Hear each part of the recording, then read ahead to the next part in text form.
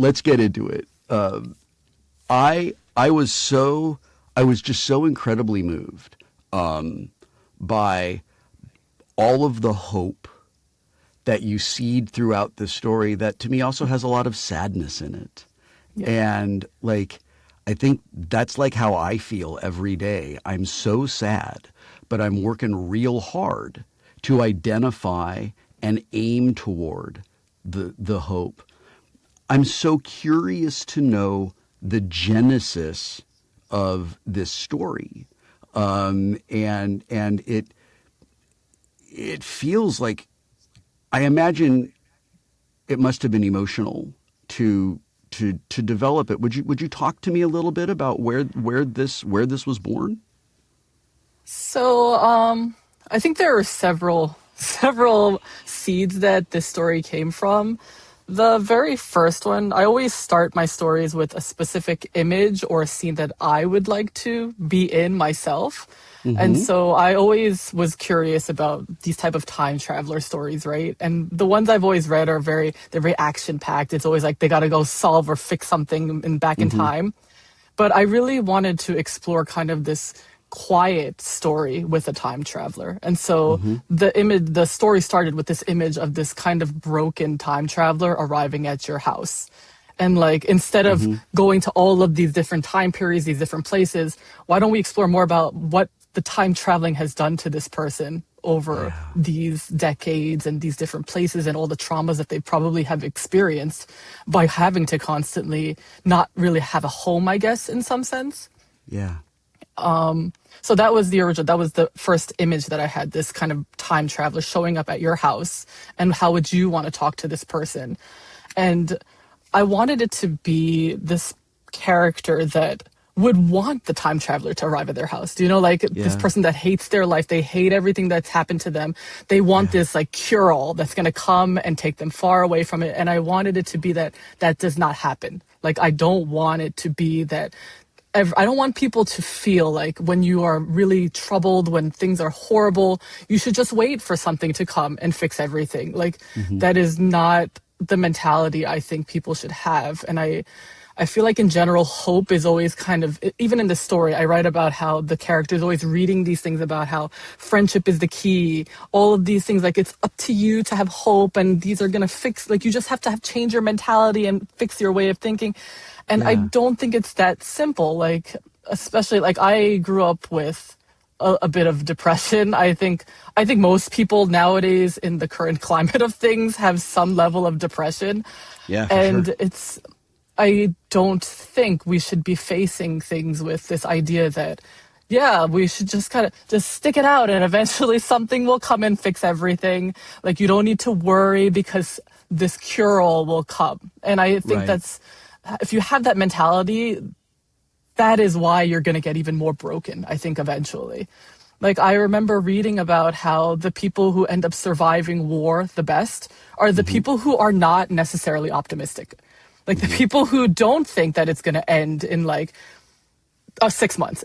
People that don't think that something's going to come and like take out the dictator, take out all the things that are making everyone's life terrible. It's the people that know that things are not necessarily going to get better, but that you still need to put your life, you still need to do things day by day. You still need to live for yourself. You still need to find the things that bring you joy and the ways that you can bring other people joy, and know that things might not necessarily get better, but that's still okay, because that's just what life is, right? Life is full of horrible things, but it's also full of these tiny, small little joys that if you don't pay attention to them, you won't notice. And so I really wanted to make sure that this character was not going to be like fixed by this time traveler. Like, she wasn't going to Yeah. just be taken away to a different time period and kind of enjoy life there. And that's Yeah. why her life is better now. Like, Yeah. it needed to be her choice. Like, it needed to be her realizing that things can get better if she wants them to get better for herself. There is this moment in my life when I am a teenager, when I'm probably 16, 17 years old, and I'm really unhappy and I'm really struggling. I'm suffering like crazy. And I'm trying to figure out, well, how am I just going to end my life? Because that's because I don't want this anymore. And I end up not doing that, obviously, because I like just kind of couldn't figure out like, well, how could I make this happen? This narrative character that you told in this second person that puts it on puts it on me was so viscerally like I was in that place. And one of the things that really, really jumped out at me were the self-help books that have never been finished, the get rich quick things that are we're going to get to them someday. And I remember being a person who was so desperate for things to change and didn't know how to do that. Like what, where do I go? That I had the books and I did that kind of thing. And I felt her desperation. Like I didn't feel like this is a person who is just checked out or pissed off or like is like really into being a victim. I felt like this was a person who's just been worn down through no fault of her own. And I thought that when the time traveler arrives, that I just loved and immediately responded to, dude, the time traveler is telling you you can't run away from your issues. You cannot run away from yourself. There is such an incredible message in this that I don't think the audience needs to drink in to really love the way this story is told. But when you're doing this, I know we all work on things for different reasons and our stories pull different things out of us and we have different, everything tells us something that we didn't already know when we're working on it and all of that. This feels like a parable. And did you set out to do that or did it just or am I interpreting it that way just on my own? No, I think there's something there what you're saying about no, absolutely. I think one of the messages I really wanted to get across through this relationship that they have is that especially nowadays it's okay to be alone, I think. Like I think the story kind of it ends with her being alone, right? But her realizing that that's okay. Like it's okay if she like nobody understands her. It's okay Yeah. that she is on her own. It's like I feel like nowadays there's just this narrative that we are fed from social media and people having to broadcast themselves constantly that it's not okay to be alone. It's not okay to just be alone with your own thoughts. Like it's okay to be sad. It's okay to be miserable. It's okay to work through that. And I really wanted to get it across that it is okay to be alone. Like Yeah. sometimes it's nice to kind of soak in your own feelings and not have to be told by someone else that this is how you should be feeling. This is how you are going to help yourself because everyone is different, right? Like you're saying with the self-help books. I don't think the self-help books are helpful to most people because like that's someone else's way of thinking, right? Like Right. you have your own way of thinking. It's okay for you to think on your own and work through it on your own. There's so much in that self-help industry that feels to me like there are genuinely helpful people in that world who really do want to help people and Yes. they want you to live your absolute best life. And there's also a lot of grifters that want to sell you their Yeah. next book. And I felt like this time traveler arrives and the time traveler's like, I don't want anything from you. All I want from you is for you to see yourself and tell me where Yeah. you want to go. Like I felt like he represents a genuinely helpful person, but I kind of felt like he's really healing a lot of himself by Yes. coming Yes. here Yes. and being here for her. And like that the memory he relates of being like just kind of stuck underwater for however long, right? And how lonely and isolating and weird that is. I was just like, God, like being a teenager can feel like that. Have you heard from like do teens read this story? Like is I feel like it's the sort of thing that when I was in high school, man, boy, would the story have landed on me. Boy, would it have made a difference for me. Do you hear from young readers about this? No, I have not heard from any Oh, that's teenage too bad. readers. No, I'm really glad to hear you say that though, because I think one of the key components for the story for me was that I didn't want it to be one-sided.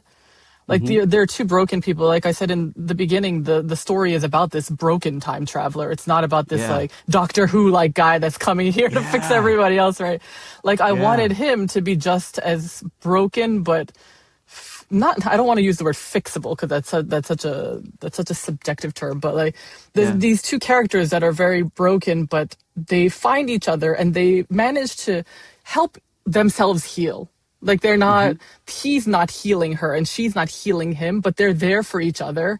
And I Yeah. kind of almost imagine it like two cats kind of sitting in the sun together. Like they're just Yeah. enjoying each other's company. They're not necessarily like bothering or doing something to the other person. Yeah. And I think I wanted that to be conveyed in the hurricane scene, where Yeah. it's like, okay, you really see how broken this guy is because like everything he set up to that point, he seems so put together, right? Like I really Yeah. like grocery shopping with you. This is really nice, and thank you for telling me about this time period. And then you Yeah. realize, dude, this guy, he's ready to end his own life now, and Yeah. he isn't put together, and like but she was there for him also, but she's also not telling him what he should be doing. And I'm so glad you picked up on the fact that he's also very, very broken. Yeah, I once saw a billboard, actually on my way to work here, a couple of years ago, and it said, "Everybody's going through something." And Yeah. it really landed on me. Yeah, everybody is going through something, and we don't know what it is. Like, I'm going through something, and this guy next to me has no idea. And I would love it if you could just choose kindness because it's already hard enough before, you yell at me about a thing or or whatever, you're impatient with me or, whatever. And I found that almost universal truth extended to the two primary characters in your story, that they're both really very strongly experiencing like some very intense things, each of them wanting kind of to give up and neither of them willing to do that. As you were telling this story, as this was, as it was coming together for you, how much of this did you have fully formed? Like, I always talk about how there's a spectrum. There's pantsing on this end of the spectrum, and there's Yeah. and there's plotting on this side of the spectrum. And most people land somewhere in between. But like, where on the spectrum were you in your creative process doing this? I feel like everything I write is on the very, very far spectrum of pantsing. So That's so funny. I do not outline. I try not to even think about where the story is going because I find that I immediately it starts to feel a little hollow to me emotionally once you know where everything is going, once you kind of plot out everything. And I don't Yeah. like having that feeling while I'm writing. Like I like to, there are sequences that in this story that I just kind of wrote stream of consciousness. Yeah. I think there was the sequence where she is talking about friendship. And I Mm-hmm. just sat down and I just kind of almost like vomiting out my own feelings about like what it means to see what friendship means Yeah. on a screen constantly. And I wrote Yeah. that within just like a few minutes, just like without any planning. And I find that Yeah. I do that a lot with writing. Yeah. I find when I write, and this happens a lot in dialogue, I find that I'm watching the characters that I've invented, and I'm Oh yeah. just transcribing what they're doing. And if I try to make one of them do something that's not right, that I want them to do, I feel like they stop, cross their arms, and just stare into the camera, Yeah. while just waiting. Like, what are you doing? Why did you try to make me take that turn? Let's go. Let's come back. Like, get over it. And that they're just like, dude, that's not what this story is about. And if you insist on going that way, we will not be part of it. They're just like, No, no, I'm I know done. what you mean. I know exactly. I see the character and then they say something really, really stilted in Yeah. return. Like, is this the dialogue you want to write for this right now? Yeah. Yeah, yeah, I know, and I end up having a relationship with my characters, and I'm like, I'm sorry, buddy, I'm tired today. It's been, I had to, I've been in emails all morning. Give me a minute, I'm getting to you. like I'm starting to speak your language again. When you are in when you're in your process, when you're when you're writing, everybody has their own way of doing it, right? Like some writers will go, all right, I'm doing X number of words today. Some writers say I'm going to sit down for X number of minutes or hours or whatever. I'm just going to do my thing or whatever. Do you have a routine that you use? So I started writing short fiction maybe a few years ago, and I think one of the things I wish I had told myself a long time ago was Yeah. that you don't need to keep writing if you don't want to. Like I felt like I had to keep pumping out stories. Like I Mm-hmm. think the first year that I got published, or the second year I got published, I had like almost 10 short stories published in the same year. And it was just, and I think I Wow. wrote more than that. And it was just like every few weeks I gotta pump out a new story. And it's just like, I Wow. think in publishing in general, there's this feeling, especially in short fiction, of if you do not keep releasing, you will be forgotten. And like every short story is, it almost feels commoditized in some sense. Like once it's Yeah. out, there's like this very short lifespan of a story.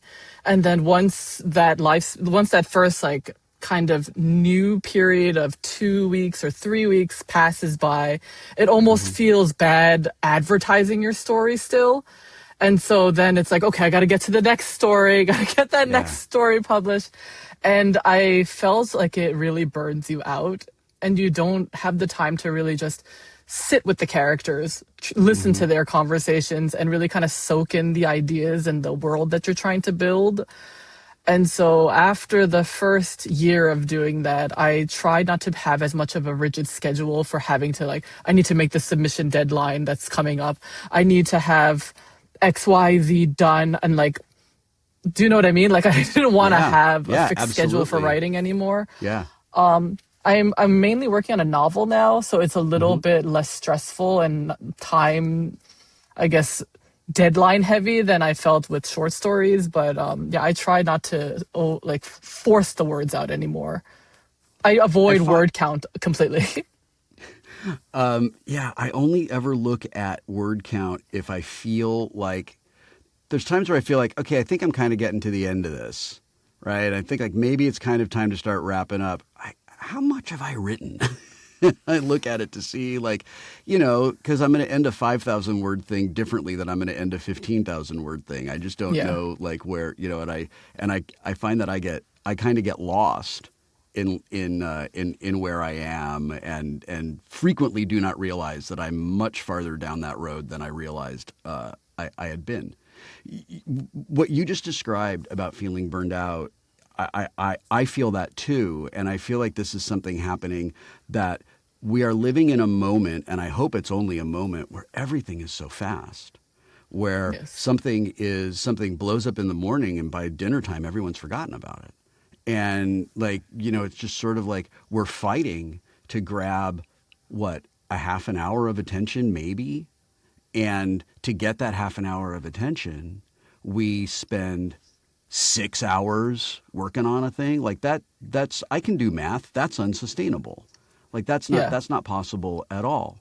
When you switched from kind of chasing that and chasing that schedule and short story releasing to novel writing, did it did you feel artistically like you were moving from being like a sprinter to a marathoner? Did you have to do anything to change, like, because now you're working on a different type of writing and your schedule is completely different? Did it change for you, or was it like, nope, the skill is the same, just the timeline is different? So I felt in the beginning of the novel writing, because I didn't switch my mentality necessarily, like I still had that, I got to release something. Like Mm-hmm. I got to find some way to stay relevant in this industry. Cause like Mm-hmm. for novel writing, there's like that whole additional pipeline nightmare of like, you got to find an agent then. And then you got to go on sub the novel to however many publishers, and there's like all of these issues where they're not interested in queer stories anymore. They're not interested. There are Yeah. too many women writers now, and there you need to be conscious of all of these things. And then even after the editor buys your story, then it's like another 2 years of editing and then trying to get like I literally hear about people waiting 2 to 3 years for their book to get published right after Yeah. they've even sold to a publisher. And like I felt like because I did not change my mentality even after switching from short story writing, it's like still this kind of dog eat dog world that I Yeah. still felt like I needed to write. Like even if you feel stuck, you need to write. Like it doesn't matter if it's garbage. Like it needs to come out because you're working on a time frame. If the longer you take now, anytime you finish this book, it might take another 3 years from that point. And so if it takes me a year or two to write this book, okay, maybe 5 years later, this book will find from the point that I came up with the idea. And I felt like that was really just not conducive to writing a story I actually wanted to read myself. Hmm. And so the past few months, what I've been trying to do is just not even think about getting published anymore. Like Hmm.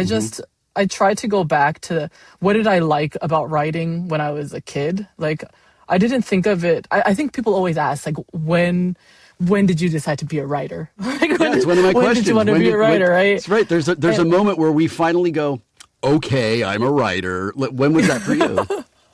and I never felt like I always wrote. I was like Yeah. a latchkey kid, and so my Uh-huh. parents were never home. We were very poor. We did not have entertainment in the house, and so the only thing I could do as entertainment for myself was literally just write. Like Hmm. that was TV. Like I feel like people don't call themselves TV watchers, right? They don't call. Right. So I'm just like that was my entertainment, just writing the things I wanted to, the places I wanted to see, the people I wanted to talk to, and that Yeah. was like the only thing I felt like I had control over, and that's why I wanted to write all the time. Like I would write literally. I would come home from school and I would just write for hours and hours, like the way I feel like people play video games now, right? Yeah. Yeah, of And course. and I felt like it was only after I thought, okay, maybe I should try to get published that I thought, okay, maybe I want to be a writer then. Like, it never Hmm. occurred to me that I wanted to be a writer other than that. And even at that point, I think that was around like high school or so when my teacher made me enter one of those like scholastic, like what Yeah. was it called? I don't remember the scholastic like golden key or silver key competition. I think it was run by Yeah. Bertelsmann back then. Yeah. And my teacher made me enter that, and I got like a honorable mention or like a silver key for something. And my That's parents could go to rad. that. My parents could go to that ceremony, and they were like Yeah. so proud. It was like the most Oh. insane thing because like they had never cared about my writing before that at all.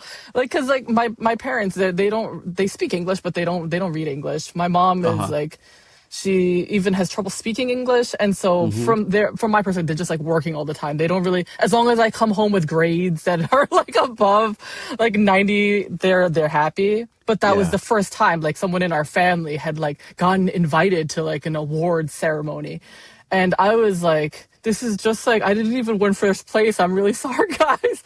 But they were like so proud. And I remember thinking, okay, maybe if I try to get published more, I can maybe get these type of things that they will be proud to have. Like they will be proud. I can invite them to ceremonies if I Hmm. get nominated for things. And I think that was what really kind of drove me to want to become a published writer. But Hmm. before then, I never thought it was something that I would want to show anybody. Like I'm writing this kind of like almost like fan fiction like stuff. Yeah, I of remember one of my course. earliest stories. I was writing about like Final Fantasy characters in there. I think that's I think listen, I think that's incredible. I am a massive supporter and fan of fan fiction and Yeah. fan fiction writers. I think it is great. I'm an old school Tumblr user, so like Yeah. fan fiction of like shipping of Kirk and Spock comes across my dashboard every single day, and I always love it. I think it is such a wonderful expression of love for, it's like from my side of things where like, we're in the world making these characters and putting them on your TV or putting them on your movie screens. When someone loves those characters so much that they're like, I just need more. I really need more. I got to Yeah. put them together and I got to see what they do and I got to do all of that. I think it is such a glorious expression of love and it excites me. I feel like every piece of art always has the opportunity to inspire somebody else's piece of art, right? Yeah. And it absolutely delights me to know that you're one of those writers. Did you save anything? Do you still have anything from when you were a girl? I used to write on one of those like Palm Pilots. Like I got one of Yeah, those Paw from Pilots. Sure. I wrote on that, and it is somewhere in the house. I am sure no one will ever see it, but like I have my Final Fantasy Tactics and That's various game incredible. fan fiction on there. Do you remember the first Red Dead Redemption? No, it's not Red Dead Redemption. Yeah, the first Red Dead. I think it was Red Dead Revolver 2. There's a game. There's this big Rockstar game where you're playing this guy John Marston through the entire game, and like I got very emotionally connected to this character. He mattered to me. His wife and kid mattered to me. And there's a thing that happens at the end of the game where he just gets gunned down by a vigilante mob, Oh. and it kind of feels like the game just ended because like the next thing that happens is now you're playing as his kid, right? And what Rockstar doesn't tell you is here on the map is a little icon, and if you go there, it will trigger like the epilogue mission where the kid goes out and like secures vengeance for the father. I didn't find that for the longest time, and I was so upset that the story was unresolved that I wrote fan fiction Yeah. to give myself closure in the No, I know. characters That's awesome. that I cared about, Awesome. Oh right? my god, I know I exactly that's so nostalgic. I called it Father's Day, and it was all about this Oh. kid going back through like some of the big moments of the game to meet some of the people who his dad had known, so he could find the guy and then he could take his vengeance on the guy. What's so funny is that after I'd written the fan fiction, I find out like I don't know months later that you can play a mission, and I played it and it was really close to what I had written. Oh, The thing and I was like, look at that. I'm writing like one of them rock star writers. you just send them a So letter. yeah. So I love that you did that. And I feel like, it's my hope that people who are writers will watch these podcasts and listen to these interviews and get what I'm getting out of all of these things, which is all kinds of tricks and tips and secrets and inspirations and things. But I hope what they will take is that like fan fiction is writing. And I feel like Yeah. there's this kind of thing where like people tend to sort of like look askance at someone who's writing a story about whoever characters from, whatever, Frodo and Sam or whatever. And I'm like, they're writing stories. Let them write stories. What's wrong Yeah. with you? Like that's writing is better than not writing. Yeah. Of course. No, there's always someone at like a convention that's like, why are these fanfics getting so much attention? And it's like, it brings people joy. Why would you not want joy? Yeah. I don't understand. Yeah, I feel like we're currently in like a joy recession, and we really, really, really need we need to grab that joy whenever we can. Leads me to my next question: what are you reading or listening to right now that's bringing you joy? So I have started the Thousand Autumns of Jacob Dezoot by Uh David huh. Mitchell. David Yes. Mitchell is one of my absolute favorite authors. I I don't know if you've read any of his other books other than I know Cloud Atlas is like the big one, but Yeah.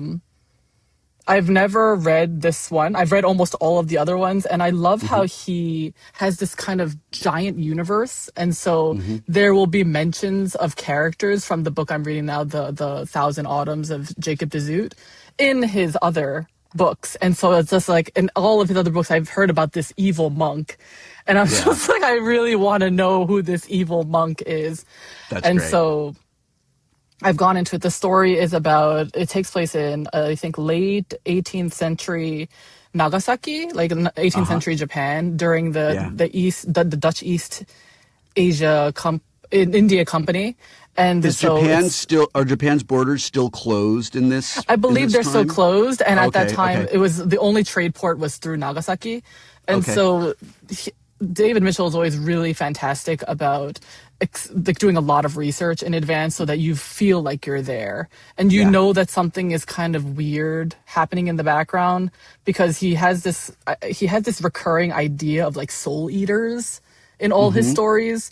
And so Mm-hmm. you're reading this book and it reads like a historical novel, but like you're just thinking, when are these soul eaters gonna come out again? And Yeah. so I highly recommend all of his books if you haven't read any of them. Every one of them is unique. All of them are like so rich in detail, and he's so funny. Like he's such a clever writer. Like all his dialogue is fantastic. That is awesome. Is there And more? Yes, one go. other book that I highly recommend, I think it's actually getting quite a lot of hype these days, is called The Poet Empress. It's Mm-hmm. the debut novel of a Chinese writer called Shen Tao. And Mm-hmm. it takes place in a secondary world, but it's tinged with kind of ancient China in there, and it has a very unique magic system that's Mm-hmm. based on poetry and writing. And so Oh, you that's basically right. can create spells through poems, and Oh it's my this God. beautifully written novel. And I loved how it kind of subverts this enemy to lovers trope. Like I feel like a lot of novels now, like a lot of the romantasy novels are just like there's this horrible guy, there's this horrible male character, and then somehow with all of this backstory, we're gonna redeem him, and then he's gonna fall Yeah, in love right. We're with me. supposed to feel sorry And for the horrible man because he had a, yeah, whatever. Sure, sure. Yeah. He has no agency in his current life. He's not responsible for his current choices. and I have a lot of issues with that trope, and so Yeah. this novel does not go in that direction at all. Like Yeah. I feel like it was marketed as a romantasy just because it sells really well nowadays, Yeah. but it's so much more complex than that. Like you have this horrible main character, and you have a lot of rich backstory for him, but it does not go in the yeah you're gonna fall in love with him now now that you Yeah. know how tragic his backstory is. And Yeah, I right. really loved how she did wonderful character work for that story. When you're reading and something's really like it's just really like kicking for you and you're feeling it, you know, like the way that I describe it is like if I'm so into a story, I can like, wow, I can smell the food on that page. Like I know that I'm, you know, but sometimes I find when I'm in those places, I am so excited about being in that world or with those characters that the part of my mind that likes to write my own stories goes, hey, start thinking about a story that's kind of inspired by this. Hey, Yes, let's take that. yes, What if you did? Hey, you know what? I like werewolves. yeah. Like what would like does that happen to you? And if it does, do you ever follow it? Or are you like what I'm do is like, would you shut up? I'm reading. Like go away. I'll come back to you. Like we can talk later. Oh my God, I love that. But no, I think one of the issues, like we were talking earlier about burnout, and I think Hmm. one of the problems I had, or I still have a lot of the time, is that you feel like everything needs to go back to the writing. Yeah. Like every interesting art exhibit you see, every interesting movie, every good song, every wonderful short story, like it needs to feed back into your own well of creativity. And I end up doing that a lot, and I find Hmm. it really takes away from the enjoyment of what I'm reading or what I'm looking at.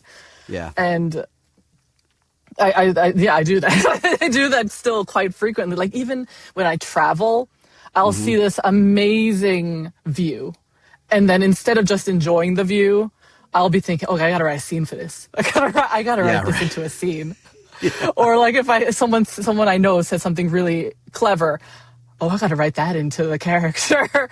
Yeah. And what I try to do now is just instead of getting so caught up in that, I will take out my phone and I will just write like one very quick note to myself.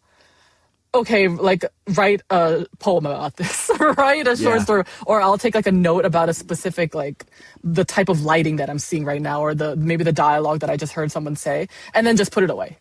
Like I don't need to completely lose the moment, feeling like I need to capture everything for that. Yeah. Because yeah, I feel exactly like that. Like so much is lost, feeling like I need to make this into something else of my own. I became aware when I was a blogger, like writing every day for a really long time, and I really enjoyed it. But a lot of that was like, here's what happened yesterday. Here's what I just did today. Here's what's coming up tomorrow. And I was like kind of inspired by writers like David Sedaris and Gene Shepard, and I wanted to sort of like do that kind of storytelling. And after I've been doing that for like close to 10 years, I realized that for the last 10 years, I have had this thing between me and reality. I've had this gap, and that's the gap where I'm absorbing what's going on around me so that I can write it down later. So it's almost like instead of being here and living this stuff, I'm watching it and recording it and remembering it so that I can then write it down and then I experience it. Yeah. And I felt like that's great in fiction and not great in real life. I kind of Yeah. like sort of like Yeah. stopped doing that. But do you when you're in there, when you're in the fiction, when you're in it, and it's all coming, have you had that moment where you look up and you're like, wow, it's been 5 hours, or oh God, I literally just sat down and I'm ready to walk away? I am really happy when I have that moment, like, because Yeah, I feel like those are the really good writing days yeah, where it's just like you don't want to put the computer down. You don't yeah. want to go do whatever. You don't want to pick up the phone anymore. You don't want to do anything. You just want to you want to spend more time with your writers. And a lot of the time for me, like, because I'm a mom, I'm also a caretaker for my parents. And so Mm-hmm. I feel like as you get older and older, you don't have like the 5 hours to write like I did when I was much younger. And Mm-hmm. so a lot of the time what I do is I'll write and then I will have like a soundtrack in my mind. Do you know AMVs? Like those kind of music No. videos that people, when I grew up, like, I don't want to date myself. Like, I remember when I was growing up, I watched a lot of anime. Uh And huh. so there were a lot of like fan music videos. I And know so exactly people what were, you're talking about. right, you know what I'm Yes. talking about, right? And Yeah. so Yeah. I feel like I have this reel in my head when the Yeah. writing is going well and I can really see the characters, that Uh I huh. can see like an AMV for this, like the Oh, that's story. great. That's And so amazing. I will have like a song that I'm playing. Like I play the same song for like two Mm-hmm. hours. Mm-hmm. I don't have a playlist. Like I just play the same, so I get into the mode with the same song. And Yeah. then so after I stop writing, I will just like wherever I need to go next, I will be listening to the music and like seeing the AMV playing while I'm writing. So it's kind I of love keep that. that going. Yeah. But yeah, when I can see the AMV, I know the writing is going well. That's amazing. My moment when I know that I'm almost done is a moment where I'm sitting at my desk and I'm looking at whatever it is that I've been working on for however long, and I'm absolutely convinced I'm the worst writer who ever lived. This is the dumbest thing I've ever thought of. I can't believe I thought that this was ever going to go anywhere. I should just burn it all down. When I feel like that, I know that I'm really close to being done, because that's that moment where like, well, now you got to turn it in, man. Like, so you got to fix the Yeah. stuff that you don't like. And I always know, and it happens in everything, whether it's essays or scripts or novellas or whatever. Um, it's never occurred to me to ask other writers, like, what is your moment when you know? Because we all know, right? Like, oh, cool, I'm going to finish this. It's like, it's almost done. And I love that for you. It's AMVs in your head. That's so great. That's terrific. What do you have? Every author has something that they really love, that they just really want people to experience. What's something you've done that you really that you want our audience to know about? So I have a novelette that I wrote like 10 years ago. Yeah. It's called The Day We Returned to Sunnytown, and Uh it huh. was published a few years ago at a spec fic magazine based in Canada, Mm-hmm. called Fusion Fragment, and it was actually one of the first short stories I wrote.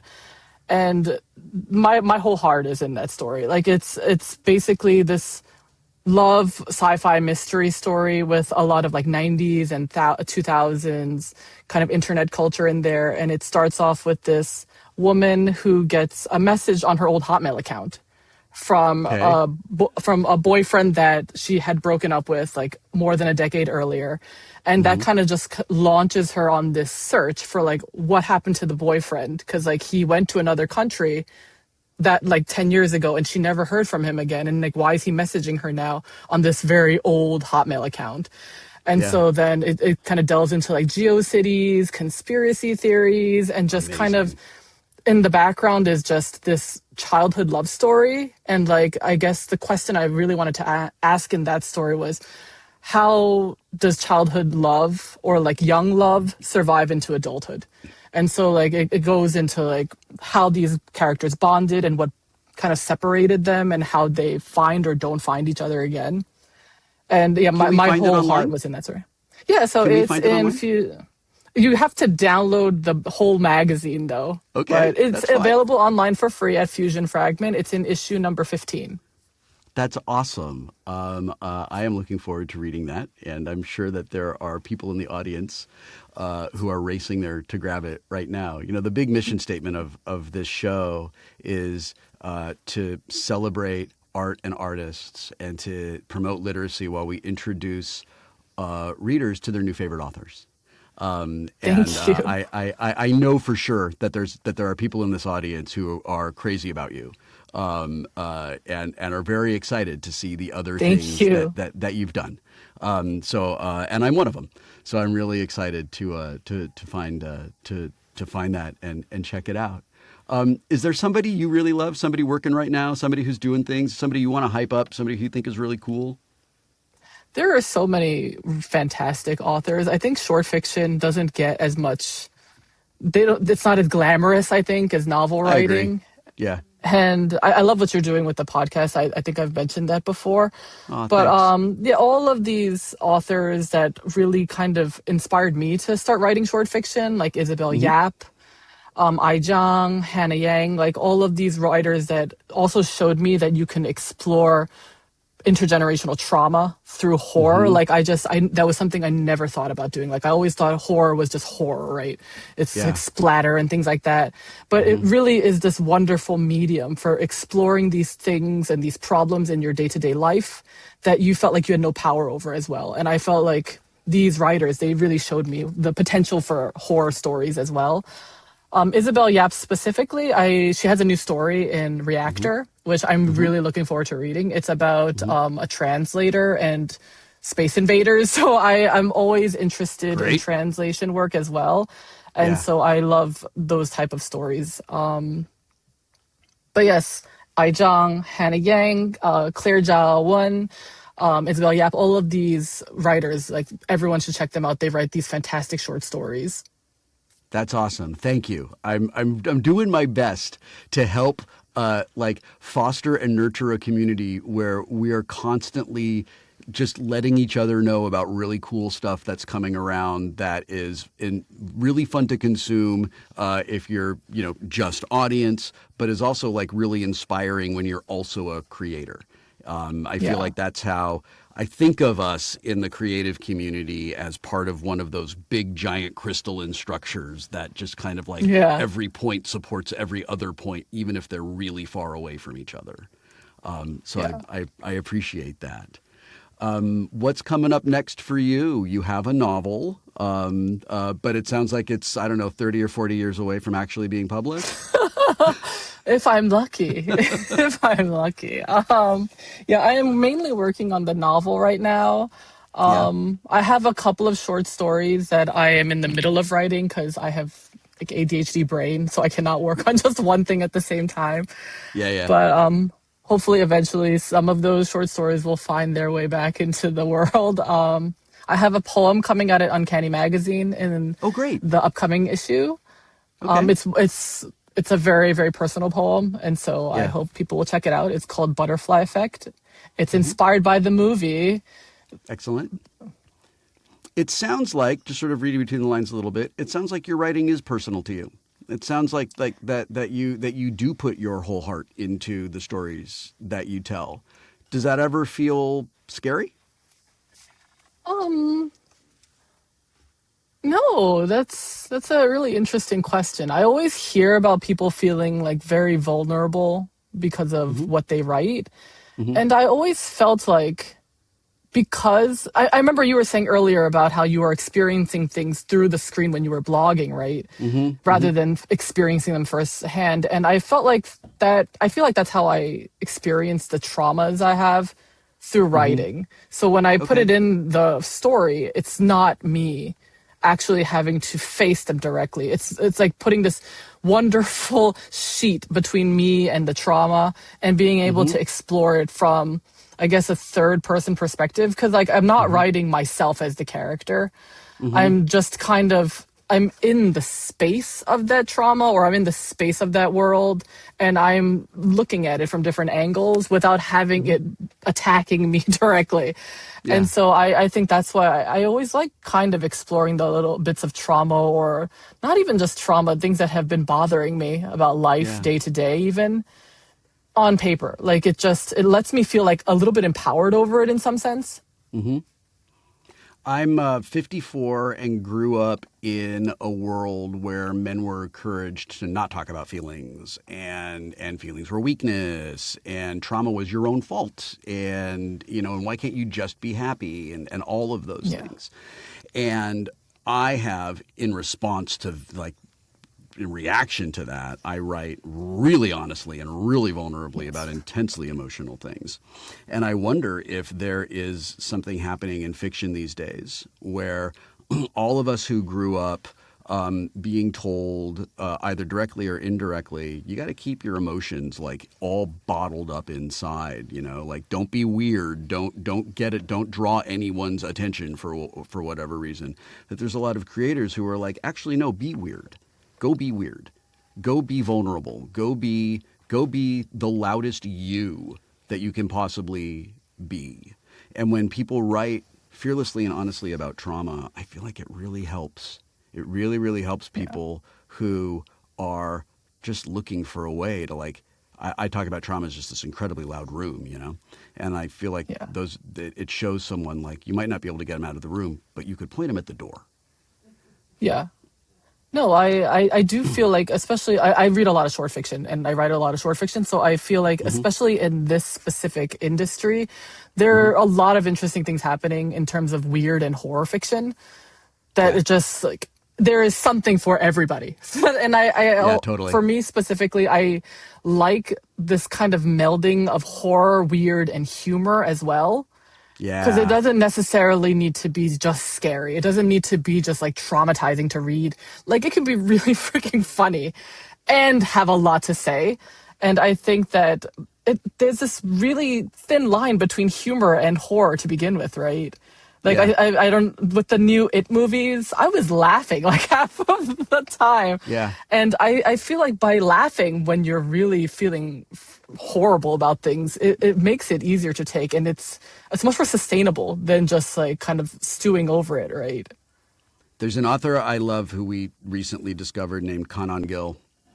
He's got this book called Acts of God that is very Douglas Adams, very Kurt Vonnegut. And there's, like, genuinely terrifying, like, things, if you're in this reality, that would be so scary. And but because it's written it's got this voice that is like, this stuff is horrible, and it's shocking, and it's intense, and it's so absurd that we have to approach it from a humorous way. And I Yeah. feel like you can sort of, like, use humor to disarm Yeah. a reader, especially in horror, right? Like, how many times in horror are we, like, laughing hysterically at something, and then here comes the giant jump scare, Yeah. like, we never anticipated. Angela, I have absolutely loved talking with you.